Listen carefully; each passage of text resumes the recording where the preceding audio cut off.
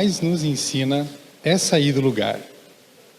Foi isso que eu aprendi quando deixei a minha rotina pública aqui no Brasil para uma missão no Timor-Leste, lá do outro lado do mundo.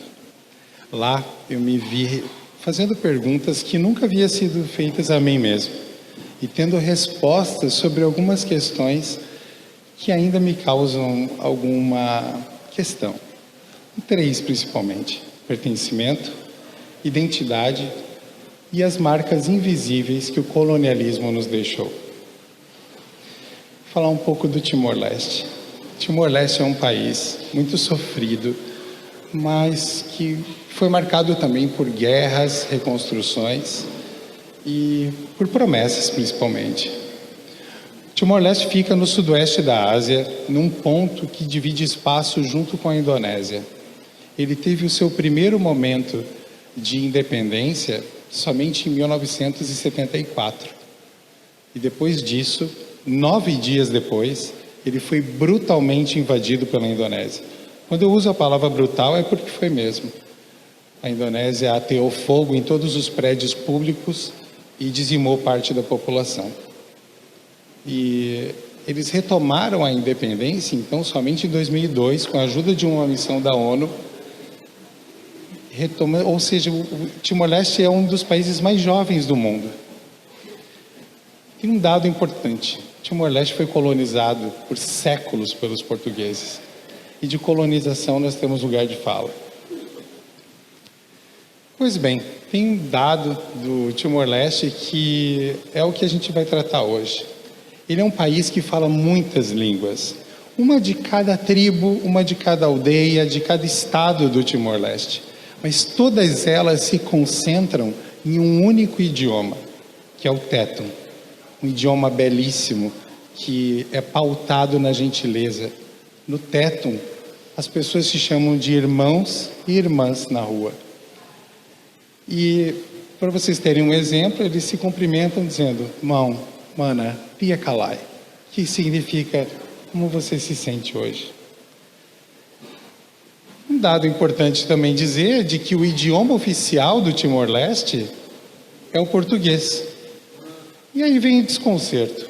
Como pode o idioma oficial do país não ser o idioma do povo? Nesse ponto fica claro os dados e o quanto o colonialismo ainda está presente, mesmo sem ser algo tão aberto assim, mesmo depois da dor e mesmo depois da independência. Mas o desconcerto e o incômodo não para por aí, porque eu, brasileiro, estava lá realizando uma missão, representando o Brasil e o Ministério de Relações Exteriores, trabalhando no Parlamento Nacional, e a minha função era transmutar o que acontecia dentro do plenário e transformar isso num texto para repassar para as pessoas. E trabalhando no setor de comunicação, ensinando como eles deviam fazer aquilo. Esses textos eram em português. E isso ainda incomodava. Eu fiquei pensando, não seria eu uma extensão daquele sistema que ainda diz o que é certo, o que é bonito e o que é oficial? Ficavam claras essas questões. E isso trazia um certo incômodo. Na verdade, eu estava lá para ensinar algumas coisas, mas o que eu mais fiz foi aprender. E se eu era para ser um porta-voz, na verdade eu fui um ouvinte. E eu descobri que é da escuta que se vê realmente o que a gente deve fazer. Eu aprendi que falar uma língua é ocupar um lugar no mundo. E que pertencimento não se impõe, ele se constrói. Lá no Timor, eu vi o povo reconstruindo o seu povo com a própria dor. E eu também vi crianças aprendendo português que mal sabiam o que significava. Eu vi memória e eu vi resistência daquele povo. Mas pois bem, eu voltei para o Brasil, missão cumprida, tudo certo. mas ainda voltei com uma pergunta que ecoa dentro de mim. Quantas das nossas escolhas são realmente nossas? E quantas delas são só ecos daquilo que já nos disseram como deveríamos ser? Então eu tenho para contar para vocês uma história que ocorreu por lá. Eu participei de uma festa de despedida. Era uma festa de despedida de portugueses que já haviam cumprido essa missão no Timor. E naquele momento eles estavam retornando para a Europa. Nessa festa, além de portugueses, também haviam timorenses. Mas nesse caso, eles não estavam confraternizando. Eles estavam servindo. Ver aquilo me causou mais uma vez um incômodo. E o quanto isso era nevrálgico. O quanto isso era significativo. Aqueles timorenses estavam lá servindo. E estavam servindo utilizando tais. E eu vou apresentar para vocês uma parte mágica dessa história. Apresentar o tais. O tais é esse manto que a Renata está trazendo aqui para nós. O tais é um manto sagrado. Só mostrar para eles. Ele representa a origem. Ele representa a ancestralidade do timorense. Ele é muito mais do que um conjunto de cores.